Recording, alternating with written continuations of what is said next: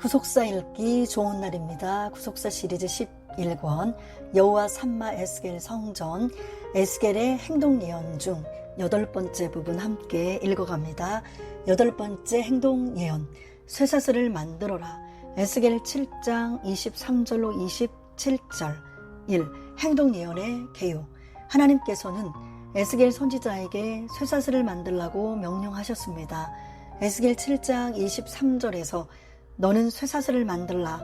이는 피 흘리는 죄가 그 땅에 가득하고 강포가 그 성읍에 찼음이라 라고 말씀하고 있습니다. 여기 쇠사슬은 동이다라는 뜻의 히브리어 라타크에서 유래하였는데 쇠로 된 고리를 여러 개 이어서 만드는 것을 말합니다. 이것을 만들기 위해서는 오랜 시간이 걸립니다. 왜냐하면 쇠를 불에 달구어 고리 모양으로 만들어서 그것들을 계속 이어야 하기 때문입니다. 더구나 이 쇠사슬은 사람을 묶어서 끌고 가는데 쓰기 위한 것으로 그 길이가 상당히 길었을 것입니다. 이 행동 예언의 의미, 하나님께서 에스겔 선지자에게 쇠사슬을 만들게 하신 것은 장차 유다가 멸망하여 바벨론에 끌려갈 때 쇠사슬에 묶여서 끌려갈 것을 미리 보여주신 것입니다. 그래서 에스겔 7장 24절을 볼 때 내가 극히 악한 이방인으로 이르러 그 집들을 점령하게 하고 악한 자의 교만을 그치게 하리니 그 성소가 더럽힘을 당하리라 라고 말씀하고 있습니다. 실제로 시드기야 왕은 쇠사슬에 묶여서 바벨론으로 끌려갔습니다. 열왕기하 25장 7절에서 시드기야의 아들들을 저의 목전에서 죽이고 시드기야의 두 눈을 빼고 사슬로 결박하여 바벨론으로 끌어갔더라 라고 말씀하고 있습니다. 예레미야 선지자 또한 쇠사슬에 묶여서 끌려갔습니다. 예레미야 40장 1절, 52장 11절. 3. 쇠사슬에 묶여 끌려가는 이유. 1. 피를 흘리는 죄. 에스겔 7장 23절에서 너는 쇠사슬을 만들라. 이는 피 흘리는 죄가 그 땅에 가득하고 강포가 그 성읍에 찼음이라 라고 말씀하고 있습니다. 여기 죄는 히브리어 미시파트로 재판, 판결이라는 뜻입니다. 이는 재판을 할 때 뇌물을 받고 부당하게 판결함으로 많은 사람의 피를 흘리게 한 사실을 가리킵니다. 잠언 17장 23절. 하나님은 이런 자들에게 화가 있다고 말씀하십니다. 이사야 10장 2절에서 빈법한 자를 불공평하게 판결하여 내 백성의 가련한 자의 권리를 박탈하며 과부에게 토색하고 고아의 것을 약탈하는 자는 화 있을진저 라고 말씀하고 있습니다. 예레미야가 3장 35절로 36절에서도 지극히 높으신 자의 얼굴 앞에서 사람의 재판을 굽게 하는 것과 사람의 송사를 억울케 하는 것은 다 주의 기쁘시게 보시는 것이 아니로다 라고 말씀하고 있습니다. 시편 94편 20절, 에스겔 22장 12절. 2. 강포가 가득 참. 에스겔 7장 23절 하반절에서 강포가 그 성읍에 찼음이라 라고 말씀하고 있습니다. 여기 강포는 히브리어 하마스로 폭력이라는 뜻입니다. 에스겔서를 볼 때 강포는 하나님의 노를 격동하는 큰 죄라고 말씀하고 있습니다. 에스겔 8장 17절에서 또 내게 이르시되 인자야 내가 보았느냐 유다 족속이 여기서 행한 가증한 일을 적다 하겠느냐 그들이 강포로 이 땅에 채우고 또다시 내 노를 격동하고 심지어 나뭇가지를 그 코에 두었느니라 라고 하였고 에스겔 28장 16절에서 내 무역이 풍성함으로 내 가운데 강포가 가득하여 내가 범죄하였도다. 너 덮는 구루바. 그러므로 내가 너를 더럽게 여겨 하나님의 산에서 쫓아내었고 화강석 사이에서 멸하였도다 라고 말씀하고 있습니다. 노아 시대에 하나님의 심판이 임한 이유 가운데 하나는 강포가 땅에 가득 찼기 때문입니다. 창세기 6장 11절에서 때에 온 땅이 하나님 앞에 패괴하여 강포가 땅에 충만한지라 라고 하였고 13절에서는 하나님이 노아에게 이르시되 모든 혈육 있는 자의 강포가 땅에 가득함으로 그 끝날이 내 앞에 이르렀으니 내가 그들을 땅과 함께 멸하리라 라고 말씀하고 있습니다. 3. 교만함. 에스겔 7장 24절에서 내가 극히 악한 이방인으로 이르러 그 집들을 점령하게 하고 악한 자의 교만을 그치게 하리니 그 성소가 더럽힘을 당하리라 라고 말씀하고 있습니다.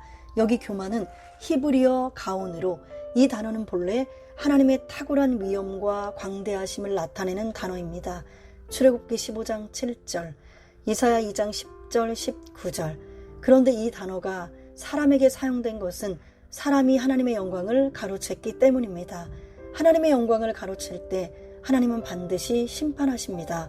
에스겔 28장 2절, 아모스 6장 8절. 이 땅의 성도는 하나님의 영광을 위하여 창조된 존재이므로 하나님의 영광을 가로채는 교만의 죄를 범해서는 안 됩니다. 이사야 43장 7절, 고린도전서 10장 31절, 잠언 16장 18절, 로마서 1장 21절로 23절. 4. 하나님의 심판. 에스겔 7장 27절에서 왕은 애통하고 방백은 놀람을 옷 입듯 하며 거민의 손은 떨리리라. 내가 그 행위대로 그들에게 갚고 그 죄악대로 그들을 국문한 즉 그들이 나를 여호와인 줄 알리라 라고 말씀하고 있습니다. 여기 국문은 심판하다라는 뜻의 히브리어 샤파트입니다. 하나님의 심판은 어떻게 이루어집니까? 1. 심판의 대상은 모든 사람들입니다. 에스겔 7장 27절에 왕과 방백과 거민은 나라를 형성하는 모든 사람들을 지칭하는 것으로 하나님의 심판이 모든 사람에게 임한다는 말씀입니다. 시편 7편 8절 상반절에서 여호와께서 만민에게 심판을 행하시오니 라고 말씀하고 있습니다. 전도서 12장 14절, 이사야 51장 5절. 사람의 판결은 부정확할 때가 많지만 하나님의 심판은 공정하시고 정확하십니다. 시편 9편 4절, 8절, 이사야 11장 3절로 4절. 그러므로 하나님께서 모든 사람을 심판하실 때 인간이 항의할 수 없는 것입니다. 욥기 9장 2절로 3절, 40장 8절, 시편 96편 10절로 13절. 열방 중에서는 이르기를 여호와께서 통치하시니 세계가 굳게 서고 흔들리지 못할지라. 저가 만민을 공평히 판단하시리라 할지로다. 하늘은 기뻐하고 땅은 즐거워하며 바다와 거기 충만한 것은 외치며 밭과 그 가운데 모든 것은 즐거워할지로다. 그리할 때에 삼림의 나무들이 여호와 앞에서 즐거이 노래하리니 저가 임하시되 땅을 판단하려 임하실 것임이라. 저가 의로 세계를 판단하시며 그의 진실하심으로 백성을 판단하시리로다. 시편 98편 9절. 저가 땅을 판단하려 임하실 것이미로다. 저가 의로 세계를 판단하시며 공평으로 그 백성을 판단하시리로다. 2. 행위대로 심판하십니다. 에스겔 7장 27절 하반절에서 내가 그 행위대로 그들에게 갚고 그 죄악대로 그들을 국문한 즉 그들이 나를 여호와인 줄 알리라 라고 말씀하고 있습니다. 여기 행위는 히브리어 데레크로 길이라는 뜻입니다. 하나님께서는 사람들이 걸어간 길, 곧 그 행위대로 심판하십니다. 에스겔 33장 20절, 36장 19절, 유다서 1장 15절, 계시록 16장 7절, 20장 13절. 또한 그 죄악대로 심판하시되, 여기 죄악은 히브리어 미시파트로 판결, 재판이라는 뜻입니다. 하나님께서는 사람이 남을 판단하면 그가 판단한 대로 그 자신이 판단받게 하십니다. 마태복음 7장 1절로 2절. 비판을 받지 아니하려거든 비판하지 말라. 너희의 비판하는 그 비판으로 너희가 비판을 받을 것이요 너희의 헤아리는 그 헤아림으로 너희가 헤아림을 받을 것이니라. 로마서 2장 1절로 3절. 그러므로 남을 판단하는 사람아, 물론 누구든지 내가 핑계치 못할 것은 남을 판단하는 것으로 내가 너를 정죄함이니 판단하는 내가 같은 일을 행함이니라. 이런 일을 행하는 자에게 하나님의 판단이 진리대로 되는 줄 우리가 아노라. 이런 일을 행하는 자를 판단하고도 같은 일을 행하는 사람아, 내가 하나님의 판단을 피할 줄로 생각하느냐? 3. 심판 때에 얻을 수 없는 것이 있습니다. 하나님께서 심판하실 때가 되면 구하여도 얻을 수 없는 두 가지가 있습니다. 먼저 평강을 구하여도 얻을 수 없습니다. 에스겔 7장 25절에서 패망이 이르리니 그들이 평강을 구하여도 없을 것이라 라고 말씀하고 있습니다. 악인에게는 절대로 평강이 없습니다. 이사야 48장 22절, 57장 21절. 다음으로 올바른 지도자를 구하지만 얻을 수 없습니다. 에스겔 7장 26절에서 환난에 환난이 더하고 소문에 소문이 더할 때에 그들이 선지자에게 묵시를 구하나 헛될 것이며 제사장에게는 율법이 없어질 것이요 장로에게는 모략이 없어질 것이며 라고 말씀하고 있습니다. 이는 백성을 올바로 이끌어줄 지도자가 없다는 뜻으로 지도자들조차 다 타락하여 영적 소경이 되었다는 것입니다.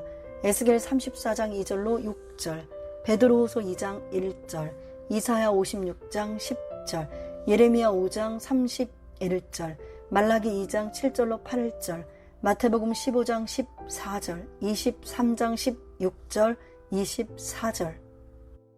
아홉 번째 행동 예언. 성벽을 뚫고 행구를 옮겨라. 에스겔 12장 1절로 16절. 1. 행동 예언의 개요. 하나님께서는 에스겔 선지자에게 성벽을 뚫고 행구를 옮기라고 명령하셨습니다. 이 명령은 세 단계로 분류할 수 있습니다. 1. 낮에 행구를 준비하여 옮겨라. 에스겔 12장 3절로 4절에서 인자야, 너는 행구를 준비하고 낮에 그들의 목전에서 이사하라. 내가 내 처소를 다른 곳으로 옮기는 것을 그들이 보면 비록 패역한 족속이라도 혹 생각이 있으리라. 너는 낮에 그 목전에서 내 행구를 밖으로 내기를 이사하는 행구같이 하고 라고 말씀하고 있습니다. 여기 행구는 피난을 가거나 급히 떠날 때 챙긴 짐 보따리를 가리키는데 행구에는 보통 지팡이, 냄비, 그릇, 식량, 돈주머니 등이 들어있습니다. 특히 이사하라와 옮기는 이라는 단어는 히브리어 갈라로 벗기다라는 뜻이며 이는 포로로 끌려갈 때 거의 발가벗겨온 채로 질질 끌려가는 모습을 표현하는 단어입니다. 창세기 9장 21절, 에스겔 16장 36절로 37절. 그러므로 하나님께서는 에스겔로 하여금 마치 포로로 질질 끌려가는 모습처럼 행구를 옮기라고 말씀하신 것입니다. 아무리 선지자이지만 사람이 대낮에 거의 발가벗고 포로로 끌려가는 것처럼 물건을 옮기는 행동은 참으로 하기 어려운 일입니다. 말씀에 순종하는 길은 나의 수치와 부끄러움까지도 무릅쓰는 것입니다. 2. 저녁에는 성벽을 뚫고 밖으로 나가라.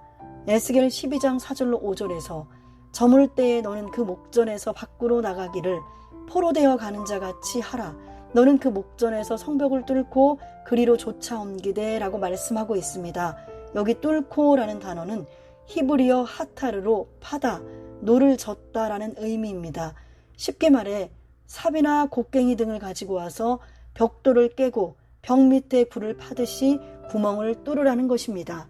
해가 져서 사람들이 잠자리를 준비하거나 잠자리에 들기 시작할 때에 에스겔 선지자가 벽을 두드려 부수며 구멍을 내고 있으니 사람들은 그 광경을 보며 미쳤다고 했을 것입니다. 사람들이 아무리 그만하라고 소리를 질러도 에스겔 선지자는 벙어리이기 때문에 그저 묵묵히 계속해서 벽에 구멍을 뚫었을 것입니다. 3. 캄캄할 때에 행구를 어깨에 메고 얼굴을 가리고 땅을 보지 말고 나가라. 에스겔 12장 6절 상반절에서 캄캄할 때에 그 목전에서 어깨에 메고 나가며 얼굴을 가리우고 땅을 보지 말지어다 라고 말씀하고 있으며 7절 하반절에서도 캄캄할 때에 행구를 내어다가 그 목전에서 어깨에 메고 나가니라 라고 말씀하고 있습니다. 에스겔 선지자가 얼굴을 가리고 땅을 보지 않는 것은 바벨론 포로로 끌려가는 모습이 몹시 치욕스러운 상황이 될 것을 보여줍니다. 사무엘하 15장 30절, 예레미야 14장 3절. 4. 반드시 목전에서 행하라. 하나님께서는 에스겔 선지자에게 이스라엘 백성의 그 목전에서 행하라고 명령하셨습니다. 여기 목전에서는 눈의 히브리어 아인의 쌍수형을 사용해서 두 눈으로 바로 보게 된다는 것을 강조하는 표현입니다.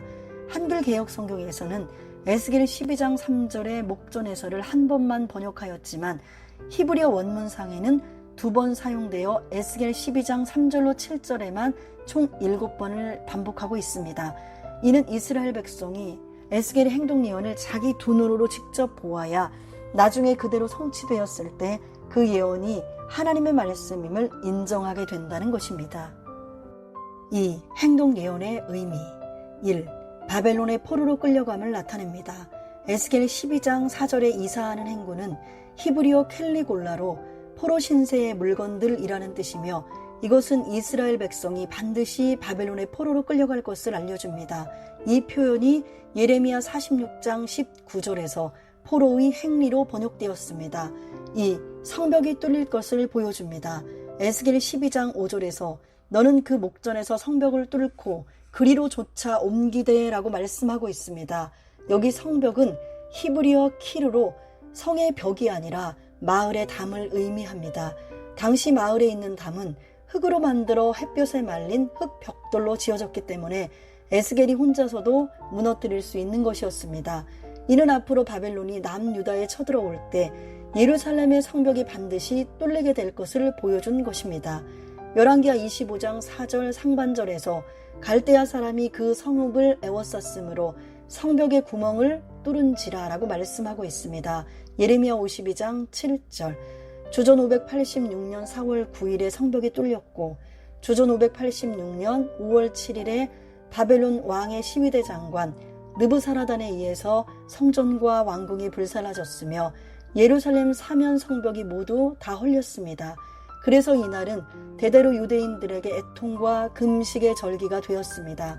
스가랴 7장 3절, 8장 19절, 열왕기하 25장 8절로 10절, 바벨론 왕 느부갓네살의 19년 5월 7일에 바벨론의 왕의 신하 시위대 장관 느부사라단이 예루살렘에 이르러 여호와의 전과 왕궁을 사르고 예루살렘의 모든 집을 귀인의 집까지 불살랐으며 시위대 장관을 좇는 갈대아 온 군대가 예루살렘 사면 성벽을 헐었으며 3. 얼굴을 가리고 땅을 보지 않는 행동 예언은 시드기야 왕에게 그대로 성취되었습니다. 에스겔 12장 6절에서 얼굴을 가리우고 땅을 보지 말지어다 라고 말씀하고 있으며 12절 하반절에서도 눈으로 땅을 보지 아니하려고 자기 얼굴을 가리우리라 라고 말씀하고 있습니다. 이것은 크나큰 슬픔과 탄식을 나타내는 표현으로 앞으로 바벨론의 포로로 끌려가므로 다시 예루살렘 땅을 보지 못할 것을 미리 보여준 것입니다. 실제로 시드기야는 포로로 끌려갈 때 두 눈이 빠진 채로 끌려갔기 때문에 바벨론 땅조차 보지 못했으며 다시는 고국으로 돌아오지 못했습니다. 왕하 25장 7절, 에스겔 12장 13절에서 내가 또 내 그물을 그의 위에 치고 내 올무에 걸리게 하여 그를 끌고 갈대아 땅 바벨론에 이르리니 그가 거기서 죽으려니와 그 땅을 보지 못하리라 라고 말씀하고 있으며 예레미야 52장 11절에서 시드기야의 두 눈을 빼고 사슬로 결박하여 바벨론으로 끌어다가 그 죽는 날까지 오게 두었더라 라고 말씀하고 있습니다. 실로 에스겔의 행동 예언은 역사에서 실제로 이루어졌습니다. 하나님의 말씀은 반드시 그대로 이루어지는 것입니다. 여호수아 23장 14절, 이사야 55장 10절, 마태복음 5장 18절. 10번째 행동 예언. 떨면서 식물을 먹고 놀라고 근심하면서 물을 마셔라. 에스겔 12장 17절로 20절. 1. 행동 예언의 개요. 1. 떨면서 식물을 먹어라. 에스겔 12장 18절 상반절에서 인자야 너는 떨면서 내 식물을 먹고 라고 말씀하고 있습니다. 여기 떨면서는 히브리어 라하쉬로 흔들림, 지진이라는 뜻입니다. 에스겔 38장 19절에 큰 지진을 가리킬 때 라하쉬가 사용되었습니다. 왕상 19장 11절, 에스겔 12장 19절에서는 떨면서 대신에 근심하면서 라는 표현을 사용하고 있는데 이는 적이 쳐들어온 것을 보면서 극도의 두려움과 공포, 근심이 가득 차 손을 부들부들 떨면서 음식을 먹는 모습을 나타냅니다. 2. 놀라고 근심하면서 물을 마셔라. 에스겔 12장 18절 하반절에서 놀라고 근심하면서 내 물을 마시며 라고 말씀하고 있습니다. 여기서 놀라고는 히브리어 로그자로 몸서리침을 의미하고 근심하면서는 히브리어 데아가로 근심, 걱정을 의미합니다. 에스겔은 음식을 먹거나 물을 마실 때마다 크게 떨고 몸소리치면서 극도의 근심 가운데 먹고 마셨던 것입니다. 특히 에스겔 12장 19절에 물을 마실 때 사용된 놀라면서는 히브리어 쉼마몬으로 공포와 경악을 의미합니다.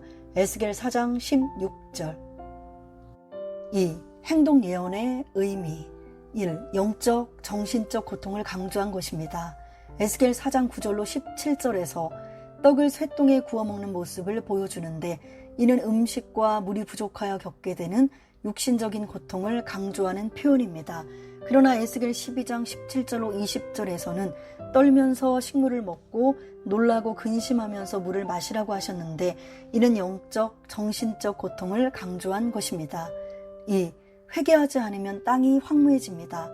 에스겔 12장 19절에서 이 땅 백성에게 말하되 주 여호와께서 예루살렘 거민과 이스라엘 땅에 대하여 이르시기를 그들이 근심하면서 그 식물을 먹으며 놀라면서 그 물을 마실 것은 이 땅 모든 거민의 강포를 인하여 땅에 가득한 것이 황무하게 됨이라 라고 말씀하고 있습니다. 여기 황무하게는 히브리어 야샴으로 붕괴하다, 황폐하다라는 뜻입니다. 곧 온 땅이 사막처럼 되는 것을 의미합니다. 아무리 돈이 많고 권력이 강하고 욕망이 가득할지라도 하나님께서 역사하시면 그것들은 순식간에 황무하게 됩니다. 20절에서 사람의 거하는 성읍들이 황폐하며 땅이 황무하리니 너희가 나를 여호와인 줄 알리라 라고 말씀하고 있습니다. 역사 속에서도 이러한 모습을 볼 수 있습니다. 로마 귀족들의 휴양 도시였던 폼페이는 돈과 쾌락이 넘쳐나는 풍요로운 도시였지만 주 79년 8월 24일 베수비오 화산이 폭발하면서 화산재가 바람을 타고 날아와 4m 높이로 도시 전체를 완전히 덮어버렸고 순식간에 도시는 황무해지고 말았습니다. 이스라엘의 땅이 황무해지는 것은 땅이 그 거민을 토해냈기 때문입니다. 역대하 36장 21절에서 이에 토지가 황무하여 안식년을 누림같이 안식하여 70년을 지내었으니 여호와께서 예레미야의 입으로 하신 말씀이 응하였더라 라고 말씀하고 있는데, 이는 레위기 18장 28절에서 너희도 더럽히면 그 땅이 너희 있기 전 거민을 토함같이 너희를 토할까 하노라 라고 하신 경고대로 이루어진 것입니다. 3. 땅이 거민을 토해내는 이유 1. 강포 때문입니다.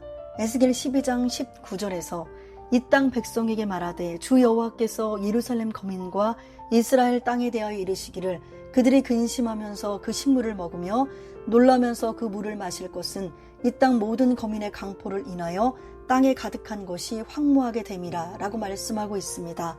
여기 강포는 히브리어 하마스로 폭력을 의미합니다. 강포는 힘이 있고 강한 사람들이 힘이 없고 약한 사람들을 괴롭히고 압박하며 그 피를 흘리게 하는 것입니다. 노아 때에도 이러한 강포가 가득하였습니다.